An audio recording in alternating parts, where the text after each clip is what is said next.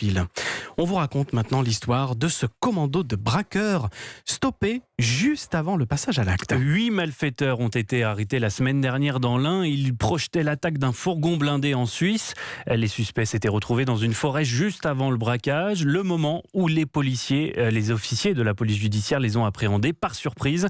Le récit pour Europe 1 de Guillaume Bier. Kalachnikov, explosifs, gilets pare-balles, cagoules et voitures volées, tout est prêt pour passer à l'attaque. 7h du matin, jeudi, dans la forêt de Collonges, à moins de 10 km de la Suisse. Le soleil se lève à peine quand les 8 malfaiteurs se retrouvent au point de rendez-vous. Ils n'ont qu'une seule chose en tête, le fourgon blindé qu'ils s'apprêtent à braquer dans quelques minutes de l'autre côté de la frontière. Mais au moment de fumer une dernière cigarette, c'est la police judiciaire qui surgit. Le RAID, les BRI de Lyon et de Dijon, ainsi que les enquêteurs de la BRB lyonnaise et l'Office central contre le crime organisé. Cernés en quelques secondes, les braqueurs n'ont pas le temps de réagir. Pas un coup de feu. Adieu la Suisse. Direction garde à vue pour 4 jours où ils n'ont pas dit un mot. Depuis des mois, ils étaient dans le collimateur des policiers français et helvétiques, déjouant les surveillances et n'utilisant que des téléphones cryptés. Des malfrats du milieu lyonnais et isérois essentiellement, déjà connus de la police.